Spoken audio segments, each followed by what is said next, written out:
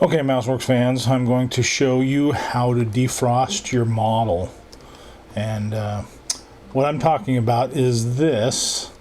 I don't know if you can see it very well on the video, but basically what happened was I have put a dull coat over this model and it has frosted certain areas, turning them almost completely white. Now one might think that that's kind of a neat effect, which it is kind of a neat effect, but it's not manageable. It's different in different areas and doesn't look very good. This is due to a couple factors. I don't think I let my wash dry completely, even though it was an oil wash and it reacted with the dull coat. Plus it was sprayed a little too thick and it was very hot and dry here in Arizona and it caused that. Anyways, so I panicked. I was like, you know, every day, it was about 3 days, every day it turned whiter and whiter. And I figured there's nothing I can do. So I tried spraying it with thinner to try to thin out the dull coat. That didn't work very well, but it did give me an idea. Now the key to this is the fact that I put down a clear coat of MouseWorks clear. You can use any clear over the paint, which is Tamiya paint. And I made sure I got it everywhere, so everything was protected. So when I did my washes and my decaling, everything was good to go. So luckily what I can do now is I've already done it to this piece here. This was as white as this one. Since it's protected by the clear coat, I can get really rough with it, and I'm going to use my MouseWorks enamel thinner.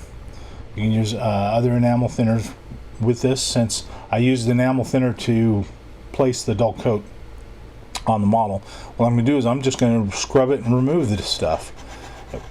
And like I said, the problem is you got to get pretty rough with it, but since I got a really thick clear coat protectant, I can do this. So basically what I'm going to do is I'm going to get it coated with a thinner and just keep scrubbing.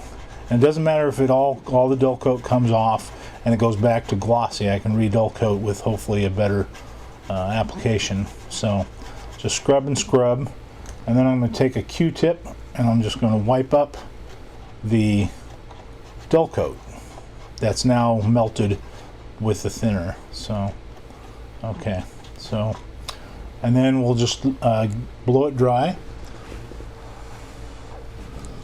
and if you can see it compared to this little piece, you can see it's basically gone.